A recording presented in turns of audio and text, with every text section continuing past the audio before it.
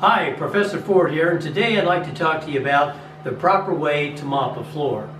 To begin with, you're going to need wet floor signs out, and you want to always make sure you got enough wet floor signs out that people walking into the area will realize that you're mopping the floor and the floors are wet.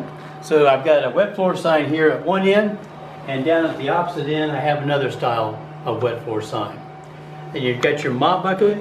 Typically mop buckets will hold 8 gallons of water.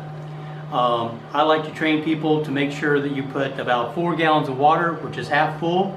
And if you look inside this mop bucket, you'll see what we call the wave break. This is the wave break right here. And as the mop water is sloshing around inside the mop bucket, it helps to keep the water from splashing outside. Now, in mopping your floor, you want to take your mop bucket, dip it down in your water, put it in your wringer. This mop bucket is what we call a downward press wringer. The downward press wringer has the wringer that's located right here. There's also one that's called the side press wringer. And the side press wringer has this handle on the side. But you get a lot more leverage action if you use a downward press wringer.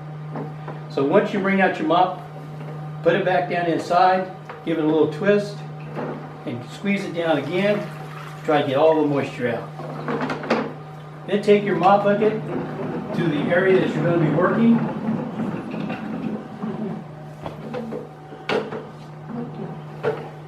And I tell people to always put the mop on the floor and mop like this along the edges.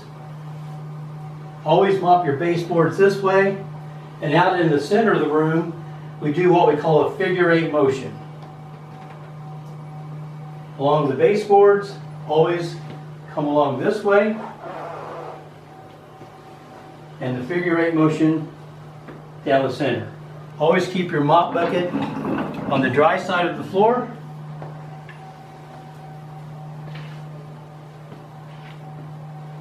And that would be the proper way to mop your floors. What you don't want to happen is you don't want people mopping their floors like this and splashing the water up on the walls and on the baseboards. This is Professor Ford saying, is it clean?